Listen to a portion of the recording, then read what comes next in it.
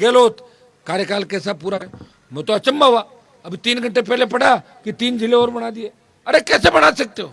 3 दिन बाद तो आचार संहिता लग रही है। ये क्यों लोगों को बेवकूफ बना रहे हो आप बताओ? तो जब 3 बनाए तो भीनमाल को और बना देते, जो 3 बनाए तो 20 जगह और आंदोलन चल रहे हैं।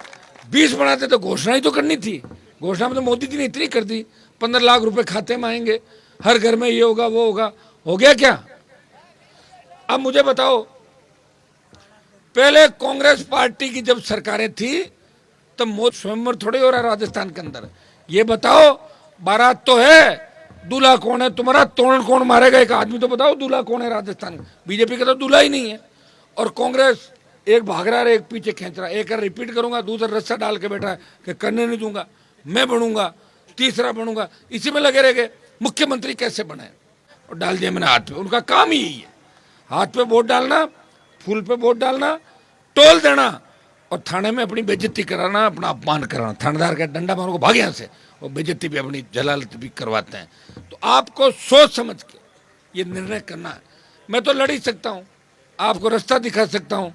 अब रास्ता देखो कि नहीं देखो आपकी मर्जी है। 20 साल से सत्ता छोड़ के सड़क पे हूँ। मेरे सामने जिन लोगों ने बीजेपी उस समय ज्वाइन करी थी, 2-2, 3-3 बार मंत्री बन गए और मेरे सामने सायरन बजाते निकलते हैं।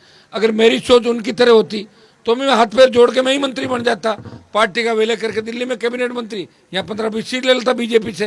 लेकिन हनुमान बेनीवाल ने कहा कि वो किसान के लिए लड़ेगा और किसानों का हाथ में इस राजस्थान की सत्ता दिलाएगा, धरती पुत्रों को राजस्थान का राज दिलाएगा। कि लड़ते लड़ते समय लग गया, लेकिन मुझे खुशी है कि मैंने आपको पार्टी दी, झंडा दिया और बोतल का चिन्ह दिया। पहले हरियाणा यूपी के लोगों के झंडे उठाते थे अपने राजस्थान के जवान, अब खुद का ही झंडा है आपका, जवानों की मेहनत का और किसानों का आशीर्वाद का। और झंडे में इतनी ताकत है, ये झंडा राजस्थान में कहीं लहरा दो, कांग्रेस भी पीछे हट जाएगी और बीजेपी झंडे को देखेगी तो करंट आ जाएगा, ये झंडा आरएलपी का झंडा है। इतनी बड़ी ताकत राजस्थान के नौजवानों को दी है। भाइयों, लड़ते लड़ते आदमी थक जाता है, उम्र हमारी भी बढ़ रही है। देखो धीरे धीरे धीरे धीरे बढ़ते बढ़ते हम कहाँ पे आ गए, पता ही नहीं चला। 15 साल से विधायक सांसद हैं, तेजी से बढ़ रहे हैं।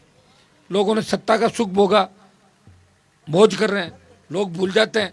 अगर आप ये याद रखो, और के अंदर जो आज परेशानियां, जिस तरह और के अंदर भूमाफिया हावी है, कांग्रेस के इशारे पे, कांग्रेस नेताओं के संगठन के अंदर जो भूमाफिया करोड़ों अरबों कमा रहा है और सरकारी जमीनों को जिस तरह वो निगल रहा है, कौन रखवाली करेगा आपकी? बताओ मुझे उस भूमाफिया से।